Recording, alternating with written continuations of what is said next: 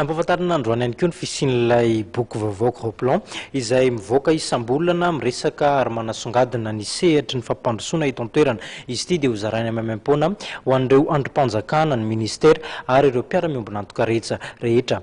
Rotsirakotondray no mitondra ny vaovao ary sary ny mamirasoana ivo kosa. Androany ny andro iraisam-pirenena natokana ho an'ny mpamorona sy ny fizakamanana ara-tsaina. Tafiditra ao anatin'izany indrindra ny famoahana boky iray izay natao hivoaka isam-bolana nantsoina hoe Gros. Zaraina amaim-poana ho an'ireo androm-panjakana sy ny ministera ary ireo mpiara-miombonantoka rehetra ity boky vaovao ity.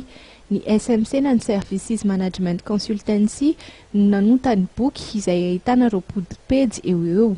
Asana amin'izy dia hoe mba hisy adihevitra zany mikasika ny fampandrosoana mba ho bebe ny adihevitra mikasika ny fampandrosoana eto Madagasikara satria ireo le institution andefa mpamaky an'ity zavatra ity zany dia manana sehatry izy, manana fomba azahoany manaparitaka sy mifampizara ny zavatra misy ambodrarona.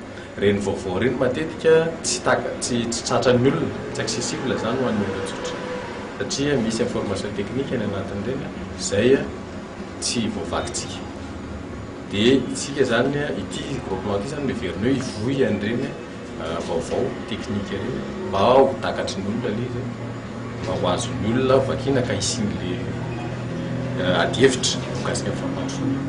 Somary voafetra ny famoahana ny vaovao indrindra fa ny mahakasika ny fampahafantarana ny atrikasa izay ataona ministera na androm-panjakana iray eto an-toerana ka izany ihany koa no isan'ny antony nanaovana ity boky vaovao ity. Ny tanjona dia ny fampahafantarana amin'ireo tompon'andraikitra ihany koa ny fandaharana asa rehetra momba ny fampandrosoana eto amintsika.